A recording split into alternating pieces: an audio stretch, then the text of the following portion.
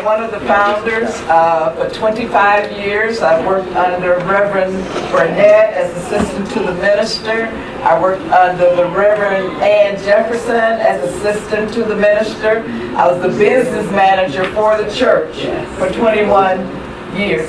For 21 years, I guess. I don't ever want to lose that credential. Yes, I am the Dean of Credentials and Certification. I am a UFBL ordained minister. I'm a teacher, and there's a whole list of other things. But the most important thing to me right now, I am a member of the One God, One Cause Center for Better Living. And of the leadership. Of the leadership. Okay. Right. All right. I want to start out with. It's from this book called Pocket Counselor, and I was introduced to it. It's really from Burnett through Demetria, though. And as a matter of fact, this is what I want to give to each one of the senior ministers. I ordered the last batch that they had. You actually have one that I gave. Oh my goodness. Anyway, it says, the less the light of God takes form in me as I present this presentation. The truth is clear, direct, convincing, and fascinating. The personality steps aside now as truth itself reveals itself to me and to each of you. Laying aside all heaviness, I am ready to run with the Spirit as this presentation go forth. I'm free of all impediments and hindrance, physical, emotional, mental, or spiritual. And yes, I do go through that. Coming before all, even though you all are my family, butterflies in my stomach. But I'm getting rid of that right now. Nothing within or without can now hinder the clear and charming expression of Spirit through me. The Spirit flows through my mind and heart so that truth is expressed fluently, brilliantly, helpfully, and powerfully. The Spirit knows what ideas are needed by each of you gathered today. And so it brings to my remembrance the concepts and images which will meet these needs. Jesus the Christ, and I'm going to say God, glorifies this hour, not Jesus the Christ as God, but I'm saying God glorifies this hour with definite evidence of His presence and power. And again, good morning. Good morning. To each of you. Okay, you can go to the next slide. Do you need to turn the lights? You want me to hit the lights? Let's see if I can see you with the lights. Oh yeah, now you can. That's good. Okay. All right. See that person standing out? In the New Testament, which was originally written in Greek, the word ecclesia was used in describing the church as the body of people who have been summoned out of their homes to come and meet with God. This is ecclesia. One of the meanings of ecclesia is called out one. We can conclude that ecclesia is a group of spiritually minded persons who were called out to work for the good of the whole. All right, now just let it sink in. Let that sink in. You're called out to work for the good of the whole. Next. Okay. I think you skipped one, but that's okay. The called out one is when it says, and I heard the voice of the Lord saying, whom shall I send? And who will go for us? And I said, here am I, send me. Is that what you're saying? Here am I, send me. The board of directors of the UFBL church centers are the called out ones. You know why? Because you're standing out. You're standing out from among the rest. When the call came, you answered and said, yes, send me, Lord, to serve the people. Keep in mind, and you must keep in mind that the only reason you're here is you only exist to express God. And in this existence as a board of director, you're only here to serve the people. There's no other reason for you to be on the board except to serve the people.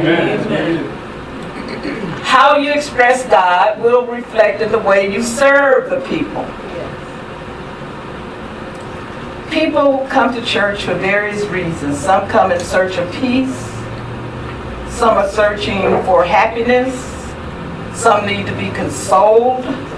Most are seeking a way to live a better life.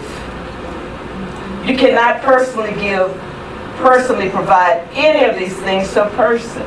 But what you can do is provide them with the right and perfect environment for them to find what they're seeking. The right and perfect environment.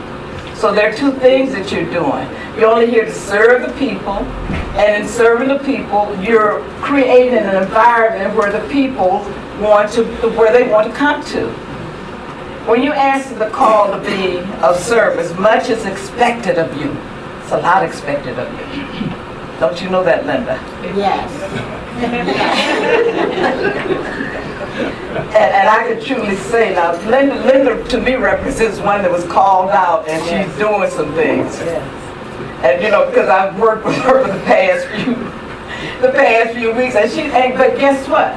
She's never frowned. She's never said anything different. You still see the same smile. I don't care how many times I had to send my presentation to her because I was sending her the wrong stuff. She just deleted it, started over again.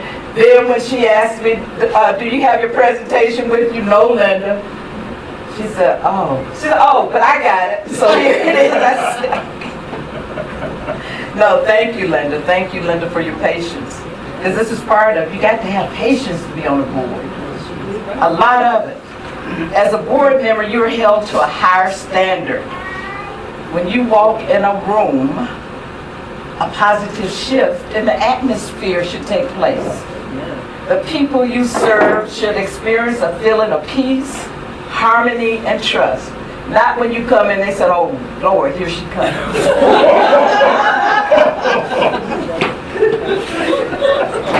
That's right. They should feel that there is a sense of knowing that the church is in good hands. You know what? When you walk in and when the people walk in, they want to walk through a door knowing that the church is in good hands. And that there's peace and harmony that's going on. Because it says, blessed are the peacemakers, for they shall be called the sons of God. You are the peacemaker. This can only be done when you have the inner peace that comes from prayer and meditation. You cannot be in turmoil and bring peace to others. So don't even think, because they don't even go together. They don't stand in the same space. You got to be at peace yourself. Because when you have a lot of mess going on all in your head and your consciousness, that mess flows out to the congregation. It flows out to the people around you. So, and the only way you can stay peaceful is what? From prayer and meditation. You got to do your prayer work. You got to do your prayer work and meditation work anyway, just to deal with people, period. Deal with yourself. And to deal with yourself, especially with yourself. Yes, ma'am. Whenever several persons unite and serve a common purpose, there must be some kind of order for the church center to function smoothly. Being in order has both a spiritual and practical value. Its spiritual value lies in the establishment of order and harmony. And when we talked about true harmony is impossible without order, I'm not going to get into that because now I realize what I was saying wrong. Divine order. Divine order. See, Reverend Burnett used to challenge me all the time. She says, there's such a thing as chaotic order. There's no such thing. Because I forgot the word divine order like I did up there. True harmony is impossible without divine order. Can we? Yeah. Because divine order simply says you start with God. That's it. You start with and God. And you adjust everything back to God. That's right. And you'll be in order. You're in order. It ain't chaotic. That's right. Because if it's chaotic, it ain't God. Oh, I forgot. It is not God. I am only. I'm being taped. When things means that in order it creates greater efficiency and the functions of the center, church operates more smoothly. Being in order promotes stability as it encourages a feeling of security on the part of both minister and the members. Okay, role of the Universal Foundation for Better Living. The Universal Foundation for Better Living is the parent organization, an association of New Thought church centers and study groups dedicated to spreading the teachings of Jesus the Christ as interpreted by the foundation. And there are currently 14 church centers located throughout the United States, Canada, the Caribbean, and South America, and there are 6 study groups. So when you take on a leadership role even within your church, and when you take on something even as great as the board of directors or teacher or minister, this is what you're representing. You're not representing yourself anymore. You're representing the Universal Foundation for Better Living and the One God, One Thought Center for Better Living. So it's very important how we conduct ourselves within church. You know, the Sunday Christian come in and everything is fine. But Sunday is Monday, Tuesday, Wednesday, Thursday, Friday, and Saturday. And we have to be in that mode all the time. And the only way you can do it is through prayer and meditation. Okay. In the past 4 years, we've had the Universal Foundation for Better Living presidents were the Reverend Dr. Johnny Coleman from 1974 through 1994, the Reverend Dr. Mary Tompkin to 1995 to 2013, and then in 2013 she had completed her work here on this earth and she made her transition. So during that time you had to have an interim president, and your interim president was the Reverend Burnett Jones from November 2013 through December 2014. Reverend Burnett Jones also was one of the candidates for president, but she pulled out because her dedication was to the One God, One Thought Center for Better Living. And at that time, it was felt that this is what needed to be done. Let's take care of here first, and then maybe we'll do something else later. Their current president is the Reverend Sheila McKeithen, and from January 2015 to the present, that is the current president. The mission of the UFBL is to organize, coordinate, and encourage the establishment, growth, and development of its member churches, centers, and study groups. The vision, the Universal Foundation for Better Living, aspires to be an empowering agent that prepares and supports leaders and their congregation to do ministry effectively in the world. Okay, in your handout, go to page 2 of your handout.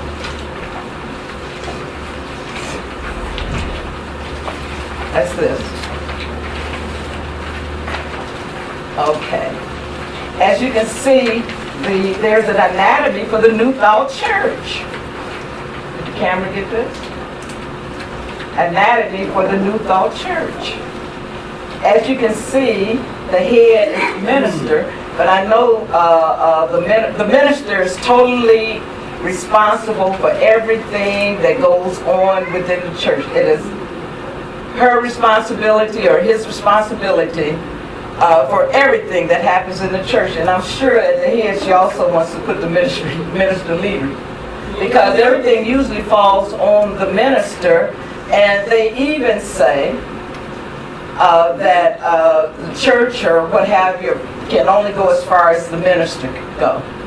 But I don't know, I'm not all the way in agreement with that. I think that you need the collective consciousness of everyone. I've always And not drop it just on the minister, on one person. The arms represent the staff, board of directors, assistant ministers, teachers, and ministry leaders, where it says team leaders, ministry leaders. And you see with the body, the whole body is this congregation and the time tithers. Because actually without the congregation, there's no church. So it's important that we're building up the congregation, building the congregation at all times. And also it is very important that as board members, that the congregation has the trust in us that it's required in order to grow your church or your center. We see that your feet are principles, based on principle and your spiritual understanding, because we do know that feet means understanding. And on your whole foundation, the whole foundation is built on nothing but faith, and not nothing but it's built on faith and prayer. You see that? Is there any questions to that, for that?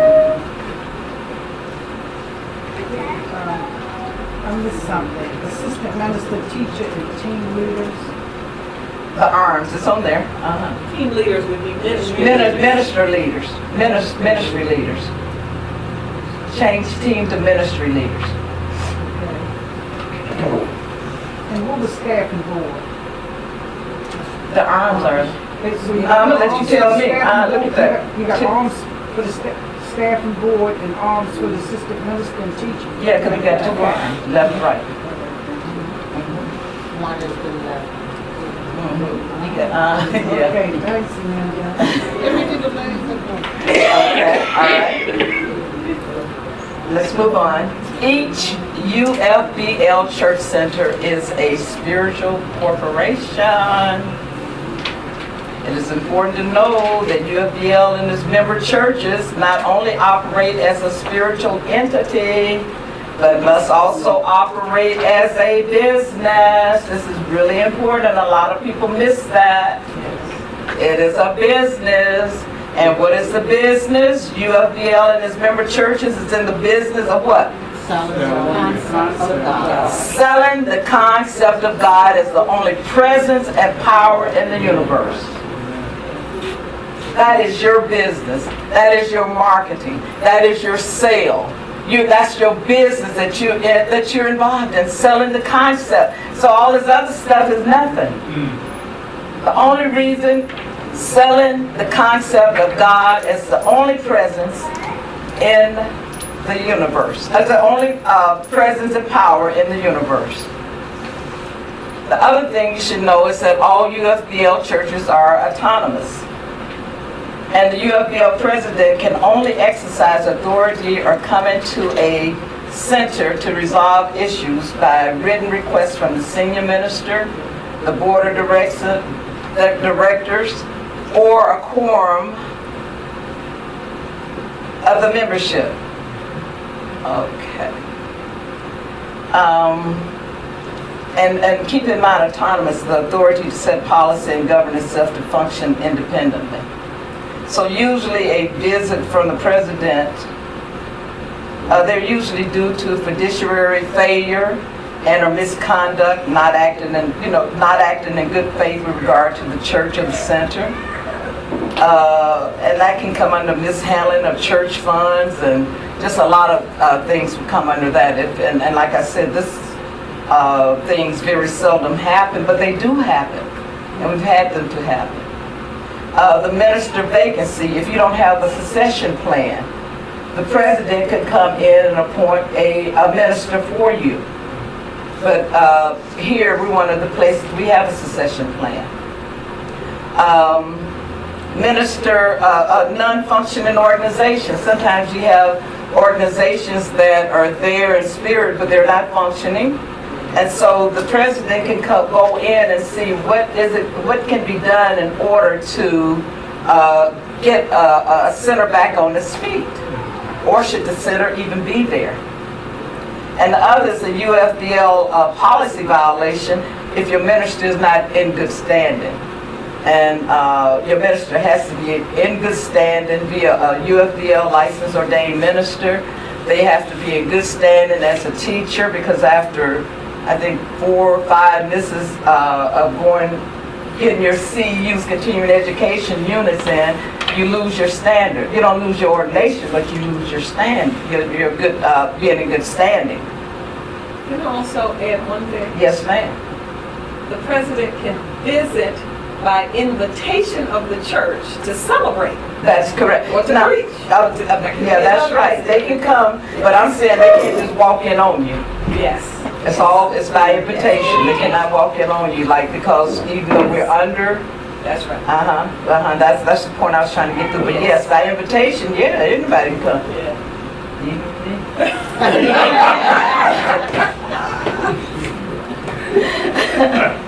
Oh, good. I'm being funny because Burnet's always inviting me to do something, but the minister of the UFBL Church Center, a study group, is the spiritual leader of the congregation, and she is also the chief executive officer of the church center. She is also a board member. Yeah, right. Okay, the UFBL, the senior minister of a church center, wears many, many hats. As a spiritual leader, the minister is expected to be an example of the principle he or she teaches. As a teacher, the minister must be knowledgeable of the principle which the UFBL espouses, the Universal Foundation for Better Living, which I will refer to as UFBL from now on. The preacher, he or she must be able to, in their presentation, to inspire others to not only hear the message, but to live it. Not only hear, but to live the message. The pastor is the minister. We know that the minister is the pastor or shepherd of the flock, of the entire congregation. Administrator, although the minister may delegate this position, the senior minister is ultimately responsible for sound business and financial management of the organization's resources. As administrator, the senior minister designee is responsible for planning a systematic teaching program in accordance with the education guidelines as established by the Johnny Coleman Theological Seminary. Any questions? And then we've already talked about a senior minister must be in good standing for their church to be under UFBL. A minister of a UFBL church center must be properly licensed and ordained by UFBL and hold on to their license. The board of directors. Each UFBL board center or study group, and some study groups are incorporated though, as a corporation, and as a corporation, it must have a board of directors elected by the membership. I think we want to scratch study group. But we know each church center is a corporation, and as a corporation, it must have a board of directors elected by the membership. I'm not sure if a study group has to have a board of directors. They usually have an advisory group. That's the part I'm going back and forth on, because yes, they still have to teach spiritual principles, and they're still in the business of selling the concept of God as the only power and presence in the universe. I want to go on record with that study group. Those persons nominated to the board of directors should be active and contributing members of the congregation. It shouldn't be nobody who just walked off the street and that we need somebody to fill a position, or somebody who do not have a thorough knowledge. And it says they must have a thorough knowledge of the UFBL principles. They must have a knowledge of the UFBL principles. And when I say that, I can ask 90% of our churches, what is the definition of new thought? How many of, don't raise your hand, how many of you all know the definition of new thought? When you can go to any group of religious organizations that come to you, you ask them about what do they do, what do you stand for, they rattle off all kind of things to you. And where I'm finding this to be troubling is that when we are before the credentialing, and then you ask, how you gonna get up there and teach and you don't know the definition of new thought?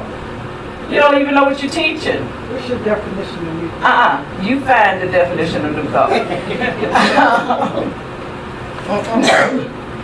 You'll be able to ask some of our students. Yeah. We have 5 students from here now, so you'll be able to ask them. If Andre and Yaya cannot give y'all the definition of new thought, we're gonna have to do some. What do you think? we're gonna do some stuff. That means that it must be on us that or the sinners that are not really teaching this. And then I understand when you're in a basic truth class or what have you, this stuff really don't mean anything until you come before the LNO, the license and ordination. And then you realize, I really don't know what it is. I really don't know. And a lot of us, and believe it or not, a lot of the, you have people that are sitting in church and really don't know what we really teach. Because if they did, they probably wouldn't even be there. Because it goes against the grain of their old religious beliefs so much that they would be afraid to be sitting there. So when you really get in it, it's important to know what we really teach. You know we teach reincarnation, right? Okay. And in what respect? You should know that. We aren't talking about coming back in no dogs and animals and all that kind of stuff. All right? But Andre and Yaya be able to teach you that. And then you got Paula sitting up in there who can teach you all of that. And you got Van. You got Paula, Van, Yaya, Andre. Who else in here teachers? Jeanette. Jeanette, I always just make you bread. But that's right, Jeanette's sitting there. And ask any of them. And if they should be able to tell you, and right now don't ask them today, give them a chance to go and freshen up.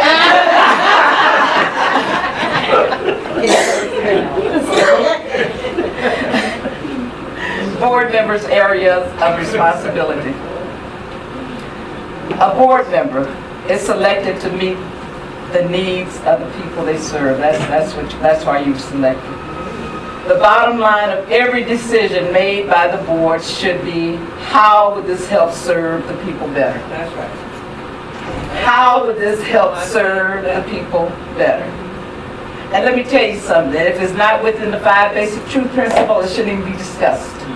Because the only thing we teach are 5 basic truth principles. I don't care what is going on. The 5 basic truth principles are the only thing we teach and talk about, and any type of things that you're having, or what have you, it has to be within those guidelines. That's right. It has to be within those guidelines. Okay, the board set policies that guide the church center. The primary function is to develop the policies that ensure your church center is running effectively, legally, and ethically. Effective, legally, and ethically. The policies act as the foundation for your administrator, who is responsible for implementing the policy. When I say your administrator, remember one of the duties and one of the things under UFBL minister is administrator. In accordance with the set policies. Responsibilities include developing a strategic plan.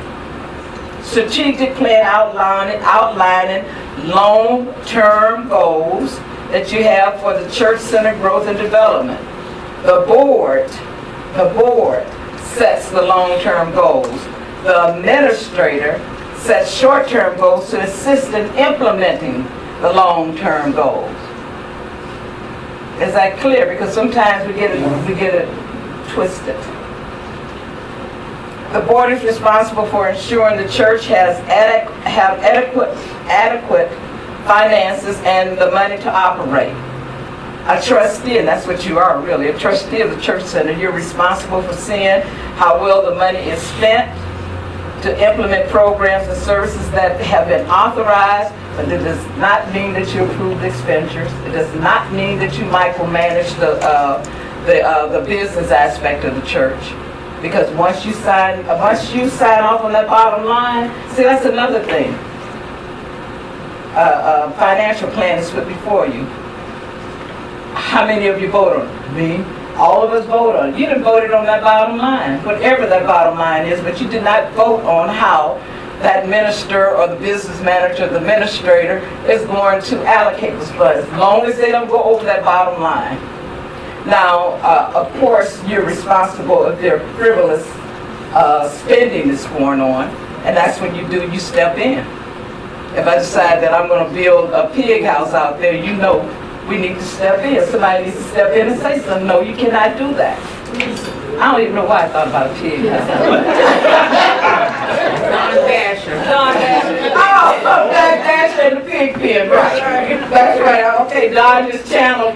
we don't believe in channeling either. Okay, so anyway, there's a code of ethics that we have. The board members have an obligation to do more than just meet legal standards. Board members are expected to meet standards of conduct as well. And you're going to have to go to page 4 of your handout, because I should have been coordinating this together. And okay, the code of ethics. Here, the court. You have this page that says code of ethics. Okay, let's just go over a few of these things. Can I use your pen? Make sure I give it back. Board members are obligated to do more than just meet legal standards. Board members are required to meet the standards of conduct as well. And the following code of ethics addresses this issue. And also, before you come on the board, this is really a legal document because you signed this document saying, I am going to abide by the code of ethics. If something comes up, you know, all you have to, all a minister or anyone would have to do is go back and see that they signed the code of ethics. And you held legally responsible for this. So it's important to know what you're signing. As a member of this board, it said, I will represent the interests of all people served by the church center and not favor special interests inside or outside the organization. I don't know if Reverend Dale is going to hit on that with the Maryland. Yeah, she'll give you more information. Not use your service, my service on this board to my advantage or for the advantage of my relative, friends, or business acquaintances. Because sometimes there are different agendas when people get on the board. And then once they get on there, they find out that agenda don't mean nothing. Don't mean a hilt of beans. It's a whole different ball game of what's happening. The other thing you're gonna be required to do is keep confidential information confidential. You will be required to sign a confidential statement, another legal document. Because some things that are said within a board, when certain things come up, it could lead into litigation. And even if you're at home having a discussion with your spouse, your significant other, or somebody that you think live in China, you don't know, because of technology, people know folks all over. And Alexis could be listening. Right, and Alexis. That's right. Alexis will listen and tell everybody that y'all and next thing you know, you got a lawsuit. And people right now, in this day of technology, they sue for everything. In this society, because this is we're in the electronic age right now. And so it's important, not to even have the information discussed with anyone within your home, or if you're on the phone, go to another room, because the ears are listening sometimes. Approach all board issues with an open mind, prepared to listen and respect the opinions of my board colleagues, and ready to make the best decisions for everyone involved. And what are the best decisions? And those best decisions, they at least must be pregnant with the 5 basic true principles. One of them at least. Do nothing to violate the trust of those who elected or appointed me to the board or of those individuals whom we serve. That's very important. Because once you lose credibility with your church, that's it. That's even standing up as a teacher when you become teachers or what have you. Yes. If on the first day you lose credibility, you say, they ask you something like, oh, what is New Thought? And you can't answer them and you tell them I'm going to get back to you, you've lost your credibility, because they're thinking, I would be thinking, why am I sitting in here and you don't even know what you're teaching? So, I mean, this is very important. Number 7, never attempt to authorize or exercise authority as an individual board member except when acting in a meeting with the full board or as delegated by the board. And this is important because sometimes we become board members. I'm not saying no one in here or no one or what have you. That's an important role because you've been called out. And sometimes the personality kicks out the individuality. And so it makes you think because I have a certain title that I can do certain things. And this is the same way people treat ministers. That, oh, because they're the ministers, okay, you know, that I've got to go along with, you know, instead, you know, but we're teaching ministers. Something is not right, you have to speak up. It's not right just because the minister said it. Absolutely. It's not right just because you're a board member. And then you just step outside of your board to take it upon yourself to give somebody some instructions and to do some things that you have not even discussed with the board because you're a board member. That don't work. You can lose your 501c.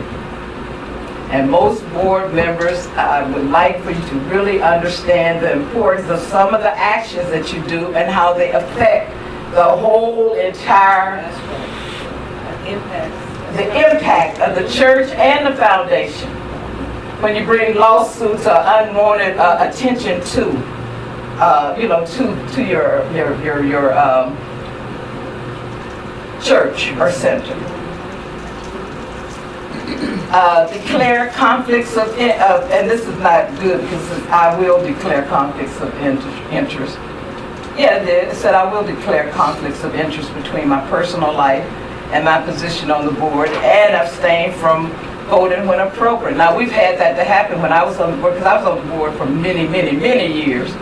So we did have a person there that had a service that we required, but that person disclosed it.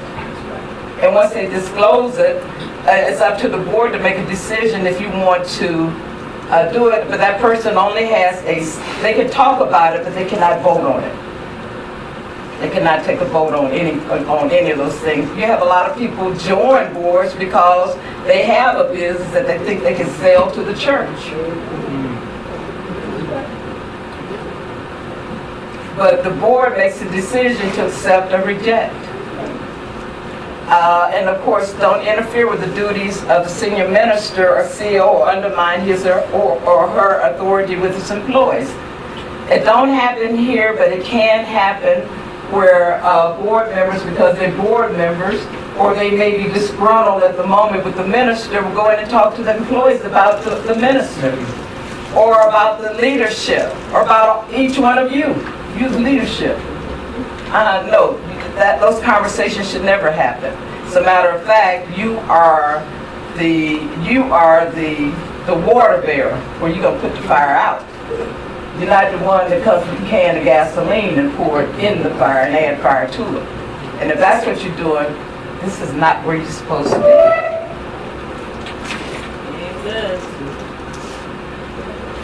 Okay, the other is conflict of interest. And the conflict of interest, now I'll go back to 3.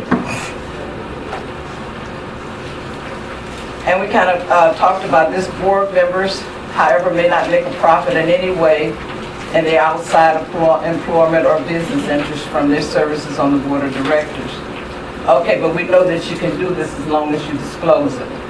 During board meetings, board members shall disclose any conflict of interest involving an issue before the board. While they may participate in the discussion of the issue, they shall not vote. Go to that page 3 to the handout.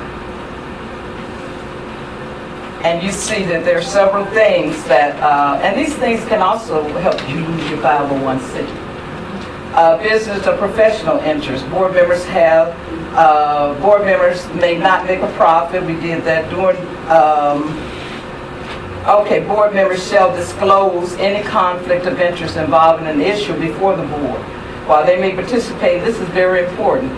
Disclosure is the most important thing here. If you don't do anything but underline and circle that word.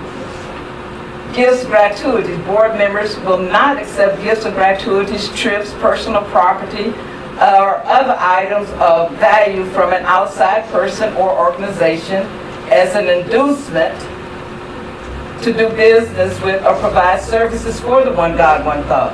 As a matter of fact, you have to even be careful as board members, ministers, teachers, or what have you, of what type of gifts that you're accepting from your congregation even. Now, if it's something that's agreed on the whole, or somebody sneaking in your office saying, I got a $10,000 for you, And then, what did they keep talking about now, this quid pro, whatever. I'll do this if you do that. I'll do this if you do that.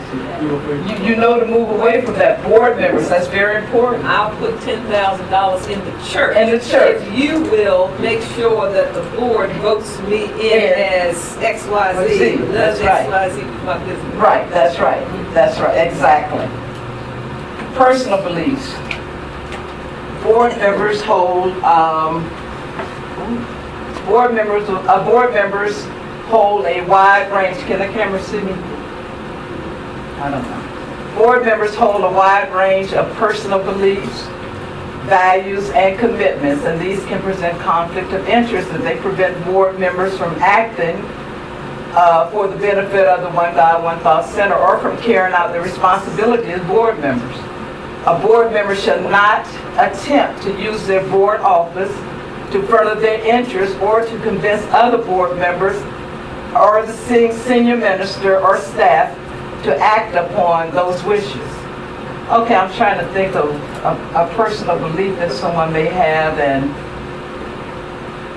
what they're trying to do is solicit the, okay. Or to influence, The bring undue influence. They Yeah, have an idea about what we should be doing, and so they start lobbying each of the board members Right, to have this provide done. undue influence on the decision that the board will make.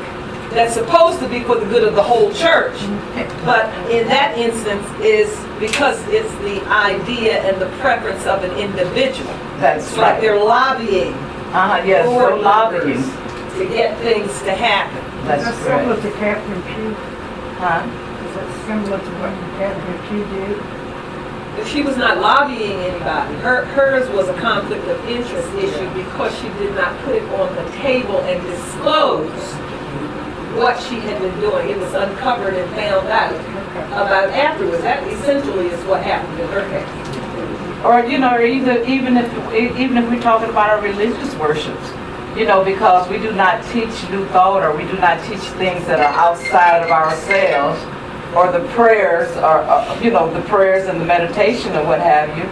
I remember one year when this person came in and they put candles all over Reverend Ann's platform. That was Reverend Ann's platform. Put candles all over it, and everybody was supposed to go up there and do some kind of thing to the candles or with the candles, and Rituals. those type of rituals. Those are personal beliefs, and these are some of our own people doing this. So, but it's a lot of things that pop Well, up that you may actually, not. it was one of our people allowing somebody from the Outside to do it. That's right. That's what happened. That's exactly what happened. And that's what made it that's A what conflict. created this personal belief issue. Right. And then even I don't And had not even had talked with talked with Reverend Ann. So there's a lot of things that go on, and the only thing, whatever you're doing or whatever's going on, the other thing you should have in your mind at all times: what is the liability to the church? Yeah. What is the liability to the people in the church?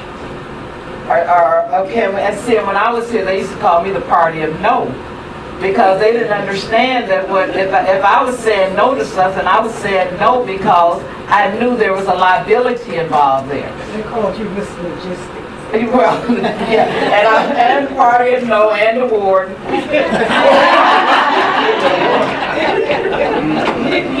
All of those loving names. That's how you keep balance. Right. So that was good.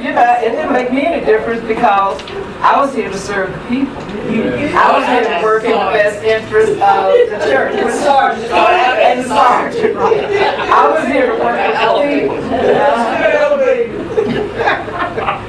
Right.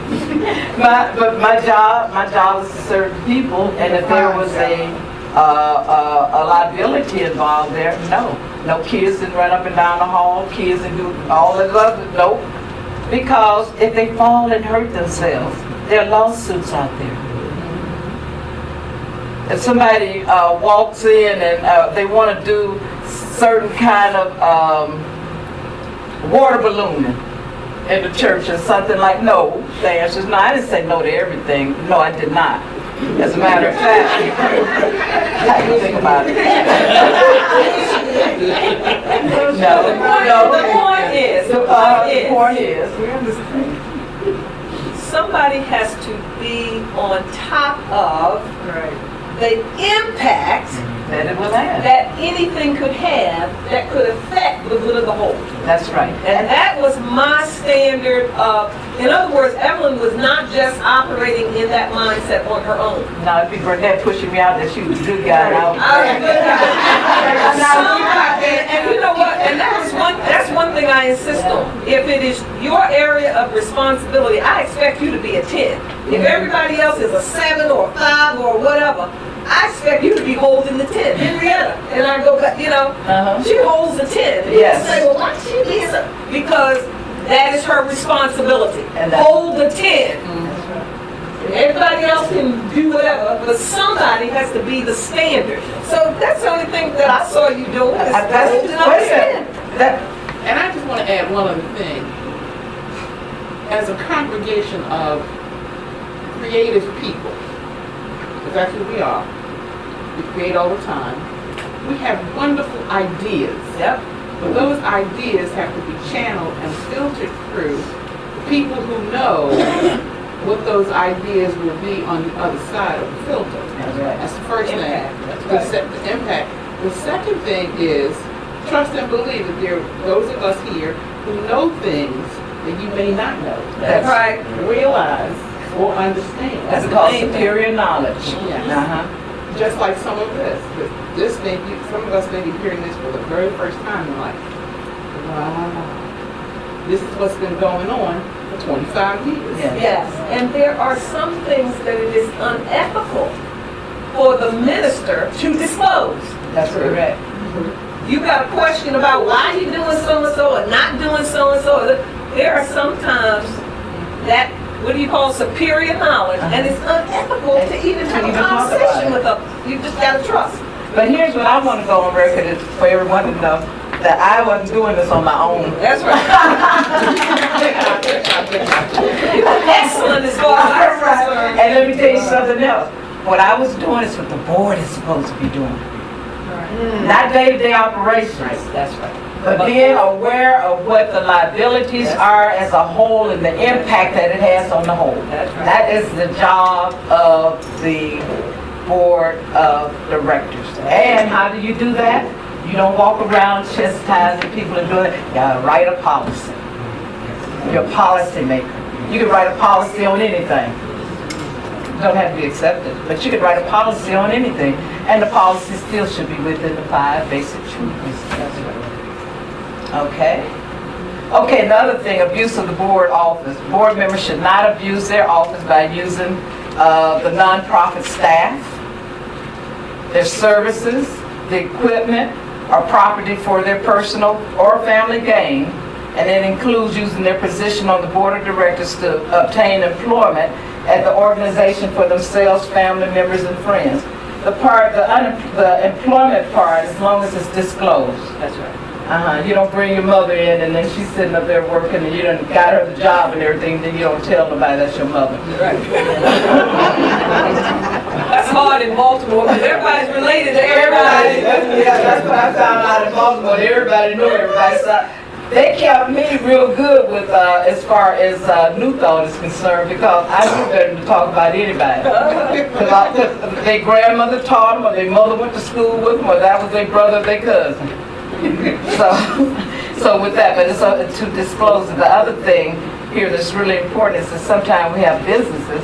You're not supposed to use the church equipment for your copies and for all of that. Unless That's not there's supposed to an happen. agreement. Unless there's an agreement in As a place. community partner or you got some agreement as to what that would be. And I would tell you the other thing, when I would teach a class and they would get a little bit upset, you ain't even supposed to be on your job running no copies for the church. And I hear people talking about, I'll run these off when I get to work. Get to work. No. That is so against the law that it don't even make sense because you may be in a Muslim place and here you come with your Christian beliefs and now you're using, somebody told me, well my manager knows, does your manager own IBM?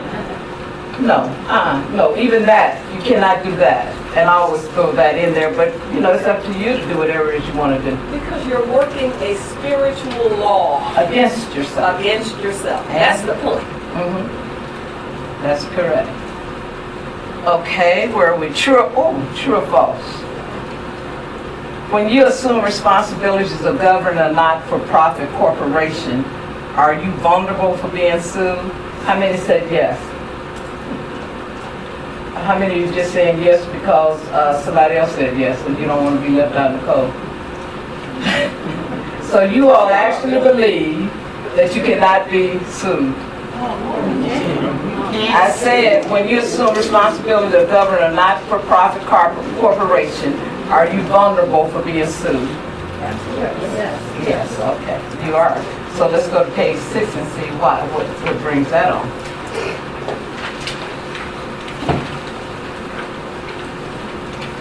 And I start out with true or false. When you assume the responsibility of government not-for-profit church center, you are vulnerable to being sued. But it is rare that a member is sued for board actions. However, it can and it does happen. It happened to me in Burnett. For something, but it was taken care of. It was no big thing, but then we found out, oh yeah, they can, because the letters came to the board members. So you have to know that. Even if a suit is unsuccessful, the cost of legal action can be high for this reason. And it's a good idea to understand your liability and minimize it. So yes, you can be sued. And those are things, and then that's how I named this, what you need to know before you say yes, because a lot of people get on the board and they have no idea. They don't know. They don't know these things. They just think I'm on the board and I'm holding the office and da-da-da-da-da, and then, Although I will say, we do carry officers and liability insurance that is to cover members of the board, because we are legally responsible for any decision that's made about this church. right. So we do carry that insurance. Yeah, you do have the insurance. Just don't go over that $1 million. But it doesn't, yeah, right. But don't, it doesn't say that you can be negligible just Right. because you got some insurance. That's right. But it's important to know that you do have Yes. officers and directors insurance. Errors and omissions insurance. Yes, correct. Absolutely, that's right. Say it again, Paula. Errors and omissions. Insurance. Okay. When you're developing a strategic plan for church growth, the first thing you must assure that it's in alignment. How many of you know that we have a 5-point star? How many of you know this? Okay, all of you know that there's a 5-point star that guides and directs the whole corporation, all of the churches. And it's teaching, preaching, healing, and fellowship. It's on there, page 6. Page 6. Teaching, preaching, prayer, healing, and fellowship. And scratch out the next question is, what is the liability to the church? Okay, now here's one that's really, you got to really pay attention to. And I've been on boards where people do not show up for the board meeting, and I'm trying to figure out, why are you on the board? Because the most important thing, one of the most important things that go on, attending meetings and paying attention, attend meetings and pay attention to what's going on. Be an active participant. Liability comes from negligence and not doing the job as it should be done. That's why your meeting attendance is crucial. Because as a board member, even in your absence, you can be held responsible for actions taken. Yeah. Let that sink in. As a board member, you are held responsible. If you miss out on a crucial vote, at least you want to go in history and on record saying, I don't agree with this. Or to, what is it, abstain yourself from that particular vote. It's very important. And the other thing, and I'm finding out that people who become secretaries, even if you need to hire a secretary, you need to have accurate minutes. because people are secretaries, and some of the things that I've seen that are supposed to be minutes, and that's because I was secretary so long. I think in my other life I probably was an executive secretary or something, I don't know. But anyway, accurate minutes should be kept for all board meetings, because minutes are legal and historical documents. That's right. They can take those minutes and put them in a court of law. And they can either go against you or for you, and hopefully that never has to happen. But for me, the most important thing is that it's a historical document. And being a historical document 100 years from now, people can look at this document and see the growth as it was happening in a center or in a church. And they can see the things that where you went from here to get where you are right now. You know, the other thing is that legally, the IRS and any other legal entity wants to challenge a church. The basis of proof is consistency.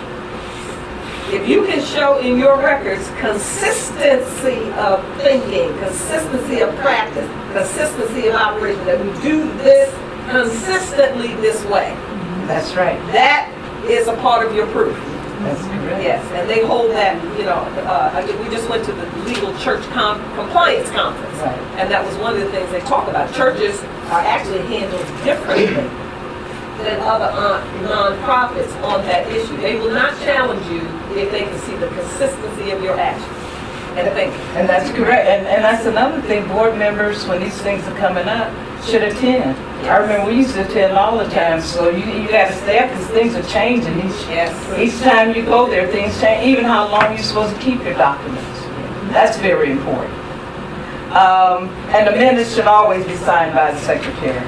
So I found that out later on, that it's really a legal document. And the secretary, see, sometimes people look at the secretary, somebody just take notes. The secretary is your history keeper. The secretary is one of the most important people that are a part of your, because as a matter of fact, the secretary can alter history within your minutes. And this is why it's important. When we get the mortgage refinance on the building, they require the secretary's signature on the resolution that says this board agrees to the mortgage on the building, this price, whatever it is, it's the secretary. All legal documents are supposed to be signed by the secretary. If you have legal documents, the secretary and the senior minister or senior minister designate. So it's not a position to be taken lightly. Not, to be taken lightly or what have you. And that's how come it's important that you review your minutes and that you know what happened in that meeting. So if something is not right, well then you can challenge.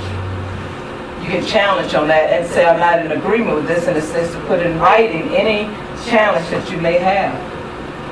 And it's also a good idea to keep minutes for all committee meetings as well, because they will provide a written record of all committee work that's been discussed. Okay? Yes. Okay, I think we come into the end. Serving the needs of the people, that's your commitment. And we're on page 5. Page 5. And I'm not okay. All right, serving the needs of the congregation. You exist to express God, and how you express God will reflect, I have to say that again, will reflect in the way you serve the needs of the people. A board member keeps in mind success is measured in the quality of service delivered to the people. And energy, the only energy you should be exerting is fulfilling the needs of the people that you serve, and not on all the other stuff that can go on. Provide financial stability of the church. As a board member, you assist in assuring the financial integrity of the church. You do this by approving the annual financial plan, monitoring finances, and tithing consistently to the board. You cannot be on the board and do not tithe and expect your church to tithe to keep the doors open. Now, when you say tithe, you mean To the church. To your church. tithe and time or tithe and money? I'm talking about tithe and finances because time, you will not have time to tithe if you don't have a church. See, that's the way. And that's the way I always. You got if you're not a tithing board, you're working on kind of laws against yourself and the church. And that's the point. We are here to raise consciousness and to have people have lives that work. So if you're working a law against yourself by not doing the spiritual practices, you're working a law against yourself. Then you don't have a collective of people who have a strong enough consciousness or finances or time or whatever to do what is required to sustain the church. It's about sustainability. That's the spiritual law of sustainability, is tithing. And I say if your tithes or your tithes have all of a sudden cut and went low, look at your board. Because your board are the leaders. The board are the leaders. You're the ones, you're the drum major. You're the ones, if you're not doing it, the universal law, the energy is saying it's not necessary. And the other thing that happens is that in order to keep the Universal Foundation for Better Living going, this church is one of the tithers. Reverend Burnett, consistent tither. Reverend Burnett has never not tithed. Because all she's doing is keeping in law the motion of what we're supposed to be about. We're tithing church. And that's the sustainability principle. The reason why you sustain this law is because you've been keeping the principle going. But it's important. And before a person come on the board, tell them, yes, we love your time, we love all of that. We like everything that you got. But we still need you to tithe. And see, and then the thing about it, if a church is not tithing, that's showing the level of faith. So maybe you need some more faith classes. I don't know. Well, let me say this. What I tell people in this congregation is, you are not required to do anything. Correct. You are required. If you're not doing it out of your love for this ministry, if you're not doing it out of working the spiritual law in your own life, if you're not doing it for the right reason, then your dollars are not going to help us do what we're trying to do. Because this is a spiritual practice. Now, people take that to mean don't give. Right. That's not And that's not what I'm saying at all.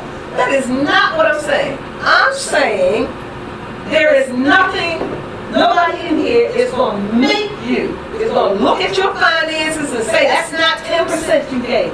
This is totally a spiritual honor system. And we trust that you are here for the right reason, which is to work the law in your life and in the life of this organization. Give on that principle. Not because somebody's forcing you to do something. Or you scared not to. Or you scared to do it out of the love for what we're doing together. And I'm glad you have greater generosity when people are doing it out of love of what we're doing together. So I just want to make that clear. Because somebody came back to me and said, you told people we're not required to give, and folks said, well, we don't have to give to that. So I just want you to understand what I am saying. Clear it up on your platform. Relanguage that because that was said to me as well. You don't have to give. Right, so I think If you want to prosper, you'll give. Yeah. If you want to prosper, you'll give. That's the law. You work in a spiritual law. And they don't know that. Well, we got to teach that and practice that. So that feedback from me, I appreciate it. Because it lets me know how people are mishearing the intention of my statement. just teach them what to do rather than what not to do. And I think that would carry us forward. Okay, we're gonna have a tithing conversation another time. Yeah. Yeah, that's good, and that's a good point. When you give your time, you're investing in the people you serve. The time you give for board meetings, committee meetings, and special events is critical to the church center. So it's important that you show up. Like, it should not be a board member in here missing right now. It should not be not one missing unless they're crucial or some kind of big emergency is going on.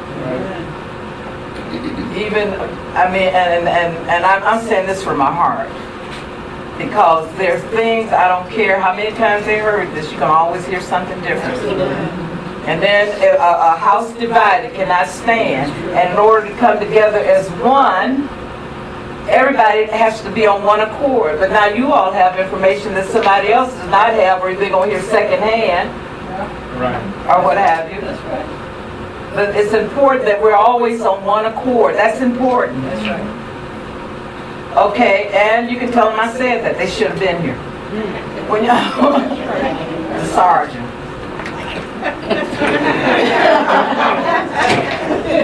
You've been elevated in general. Oh, just knowing my responsibilities, making and taking my commitment as a board member essential for the growth of the church. That's very important. And you must be dedicated to adequately fulfill the responsibilities of a church center board. You've got to be dedicated to this. This is no play. People, you know what? And I'm going to wind this up. You have people that really come on the board sometimes because they don't like something that was said in the congregation, so they're going to come on and change it. That's right. Or they don't like this, so I'm the one going to make the difference. That's right. Then they get on here and they get an opportunity to work with the people and see exactly the inside working. You're in headlights. And then, you know, another thing, so it's up to you. If somebody's complaining to you, tell them, get on the board. Yeah, that's what I do. Get on the board. If you want to make a difference, get on the board. They think they're coming to tell you what to do. But when they get on the board, they say it's a whole different process. It's a spiritual thing that's going on. That's right. That's right. And I really do not think anyone should be on the board unless they have at least basic truth 1, 2, 3, or 4 times. Okay, forgive me. Okay, now, Did you go over number 3 on which one? on my commitment? One reason a board member is elected is because of your skills and gifts. Your skills and your gifts. Remember, when you fill the thing out, we ask you to list your gifts and what are your skills. And what you said during the interview and what you said to the congregation when you stood before the congregation, I'm going to do this, that, and the other, about what you're going to bring to the board. That's why you're on the board. That's why you're on the board, because you have skills to give, and some of you don't even use them. I'm not saying you, I'm talking about me, maybe. But these skills, it's important that those skills are used. And then it's important that you know your level of skills. You have people talking about, I'm a technical worker, and the technical work is plugging in and out of a computer. My Lord. I mean, that was a skill. But we do have that. Or where job titles sometimes don't tell the truth about your real skills. Only you know. Yes. You know. And I've had the opportunity to really experience that when people are saying, okay, I can do this, that, and the other, and then you give it to them to do, and it's like, you're in the headlights again. Like, oh, I didn't know all this was involved. And for me, and I see, that's like I'm from Burnett and Alabama, I didn't have time for that, because we're moving forward. Go learn it and come back. But don't have me stop everything in the middle, because she says for your growth and all that. Don't have me stop what we're doing and we have a momentum going on, now I got to stop and train you. After you done told me that you have all these hundreds of skills. I didn't do that. I had to go to the next person. And then they would get trained, get trained, later on, and then they find out, I'm glad that I didn't have that responsibility, because they find out it's more than what they thought it was. Even a simple thing is secretary. That is not simple. Oh yeah, I'll take that, I'll be secretary. No, I'll be the finance person, because that's taking care of the money. There's more to it than counting money on a Sunday. Hello. Okay, did I answer your question?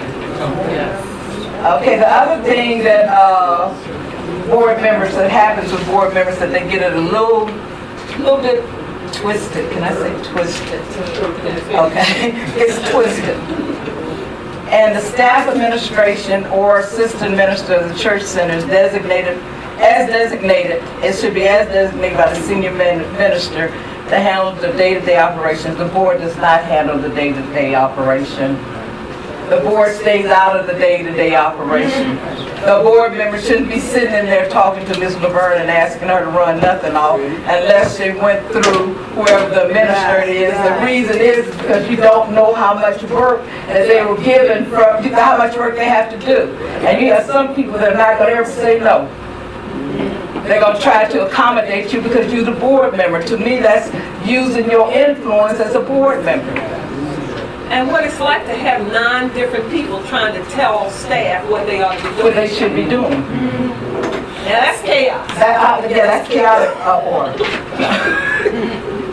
That becomes a chaotic That's order. not divine order. Right, that's right. But anyway, day-to-day operations. And as you go on, when you come on the board, you will get, well, as a matter of fact, what I did, I included in here, and I'm not going to go over all of this because my time should be finished right now. But who is responsible, the board or the senior minister? You see this? This is something that every board member should learn, and every board member should be aware of, and every board member should adhere to.